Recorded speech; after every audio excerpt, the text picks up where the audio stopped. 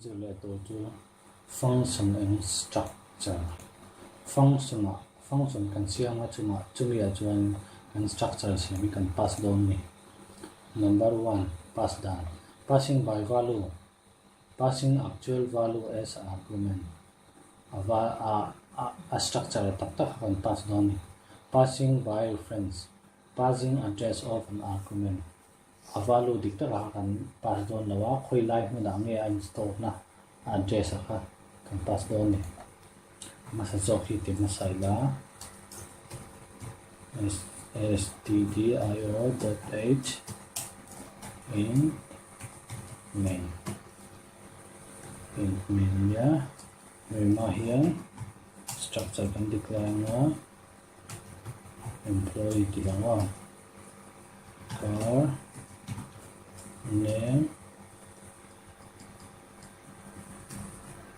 20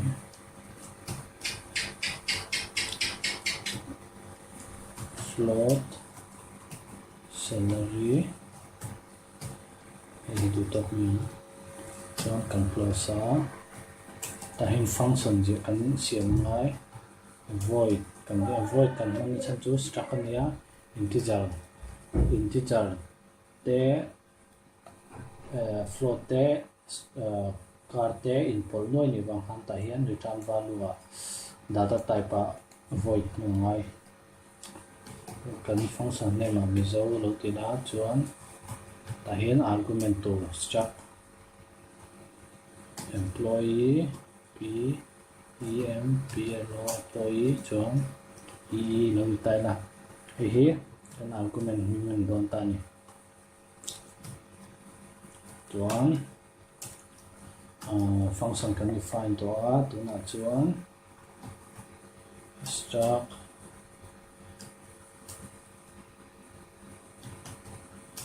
employee kan tiang ani hi kan argument pass to ra printf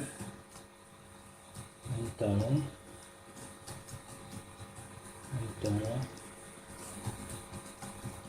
name scanf percentage s and person input name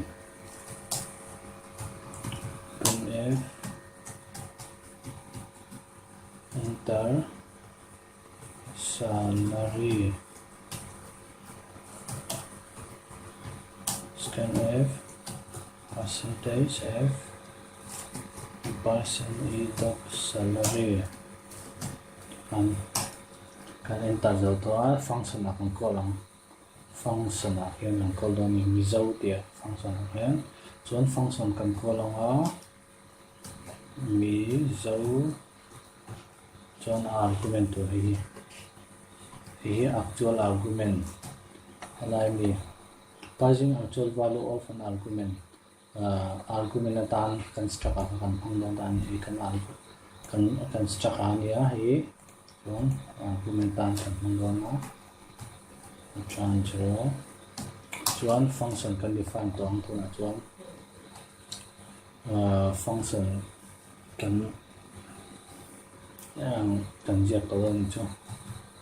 void mizo struct employee chuan printf name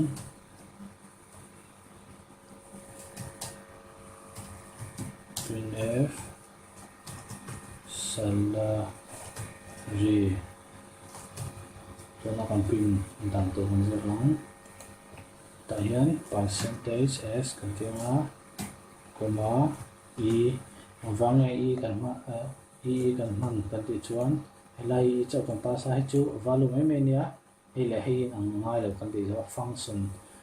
variable pass dan kan zir na function a han lo em le to la thiam lo chuan hi kan pass ta dot name rồi chuan percentage d dot salary chuan tah hian slash n kan dah anti correct tur angai la error om chuan kan correct ni daw ni tah hi kan dah mai a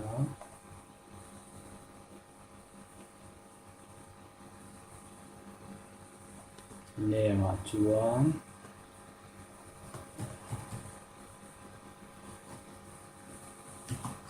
kiang oya kiang oi hian tiza thilani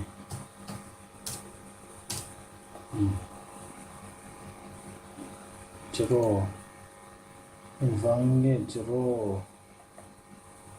dot salary zero d career f to hi f ania chuang chuan f to ni tisu ni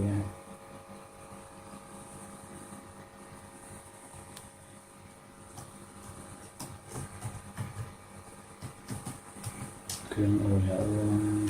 zero đi tới cái con function hemi structure hi hemi struct hi ta hin kan pass a chuan khami kan pass mang khan value kan enter te kha kan en lo la ni kan print la ni chuan tuna chuan a pan hi na zo hi kan tianga kan ti dan tu chu hemi address hi kan pass ve thung ta hian chuan chumi hmang chuan kan pin ang hemi hi address kan lak dan chuan kan tiang ta hian pakhat kan ziam ber nga ptr hi pointer lo ni nga hi po hi pointer lo ni nga hi po hi pointer ng to don chuan ptr is equal to address of tahin address of e kan tama chuan tumi chuan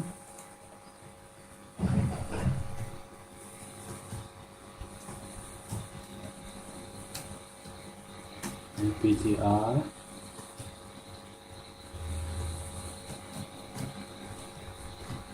p na kan ko dang tia kan tia kan da mu ta chuan ta hian kan pass to chu ptr address kan pass a ta kan value le a chuan ta kan print dan to chu comma ta hian kadang star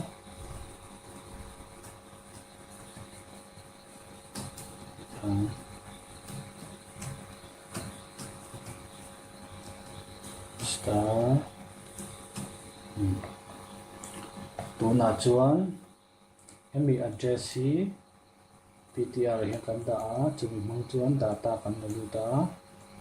tiang chuan hemi ptr hemi address hi kan pass a function a hemi e a hian kan pass a chuan chumi address mang chuan kan thil enter ha kan pin chuak ta ni dik lo am chuan kan correct chalo ni kan phatila